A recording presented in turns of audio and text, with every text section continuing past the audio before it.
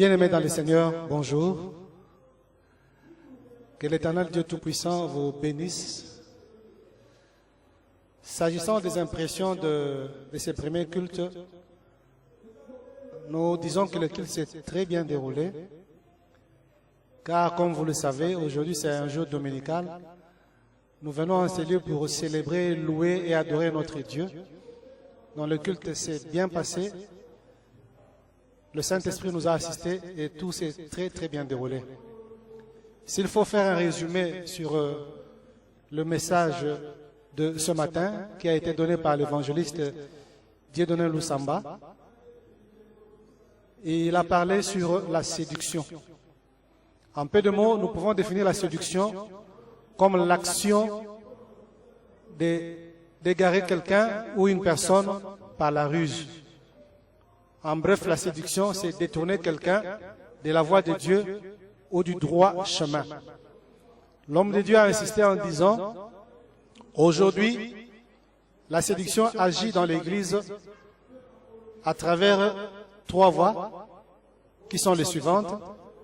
La première, c'est la prophétie.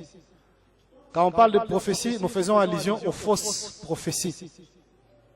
Et la deuxième, c'est par le miracle.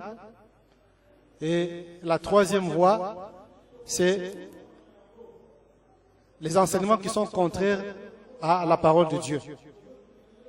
Bien-aimés, c'est vrai que dans la Bible reconnaît les prophéties.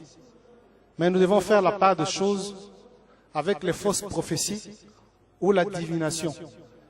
La divination qui est l'art de prédire l'avenir par la sorcellerie, la magie ou l'occultisme en général. Et s'agissant des miracles, le faux miracle, ceux qui font le faux miracle ne donnent pas gloire à Dieu. Ils veulent s'accaparer, s'approprier de cette gloire de Dieu. Or, les miracles authentiques, ceux qui font le miracle authentique, ils reconnaissent que ils ne sont que de simples instruments, mais c'est Dieu qui en est l'auteur. Et s'agissant du dernier point, les enseignements contraires à la parole de Dieu, aujourd'hui il y a des gens qui tordent la parole de Dieu en interprétant la parole de Dieu selon leur vouloir, selon leur volonté.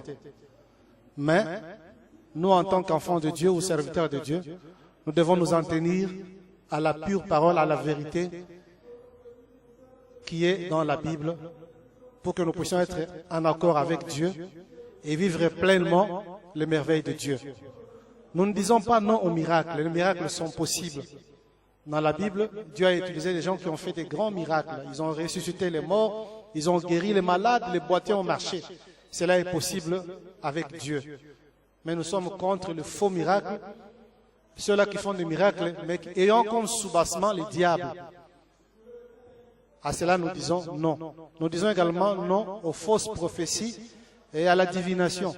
Bien-aimés, ne vous laissez pas tromper par quelqu'un qui vient vous dire la vérité, mais qui n'est pas envoyé par Dieu. Il est fait sous la puissance du diable.